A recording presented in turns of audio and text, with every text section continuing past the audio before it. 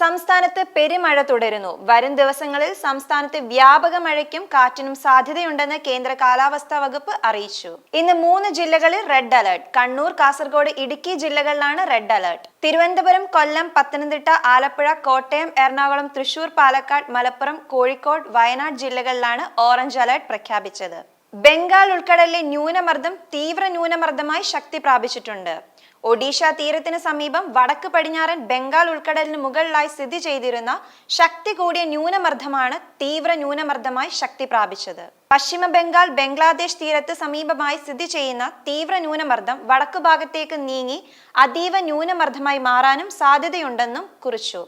ഇതിന്റെ സ്വാധീന ഫലമായാണ് കേരളത്തിൽ അതിതീവ്ര മഴ തുടരുന്നതെന്നും കേന്ദ്ര കാലാവസ്ഥാ വകുപ്പ്. കുറഞ്ഞ സമയം കൊണ്ട് വലിയ മഴയുണ്ടാകുന്ന രീതിയാണ് പ്രതീക്ഷിക്കുന്നത്. അത് മലവെള്ളപ്പാച്ചിലിനും മിന്നൽ പ്രളയങ്ങളും വരെ സൃഷ്ടിച്ചേക്കാം. നഗരപ്രദേശങ്ങളിലും പൊതുവെ താഴ്ന്ന പ്രദേശങ്ങളിലും വെള്ളക്കെട്ട് രൂപപ്പെടാനും മണ്ണിടിച്ചിലും ഉരുൾപൊട്ടലും സൃഷ്ടിച്ചേക്കാമെന്നും അറിയിച്ചു.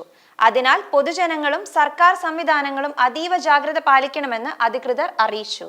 കള്ളക്കടൽ പ്രതിഭാസത്തിന്റെ ഭാഗമായി മലപ്പുറം, കോഴിക്കോട്, കണ്ണൂർ, കാസർഗോഡ് തീരപ്രദേശങ്ങളിൽ വെള്ളിയാഴ്ച ഉയർന്ന തിരമാലകൾ കാണാനും കടലാക്രമണത്തിന് സാധ്യതയുള്ളതിനാൽ തീരപ്രദേശത്തുള്ളവർ ജാഗ്രത പാലിക്കണമെന്നും അധികൃതർ അറിയിച്ചു.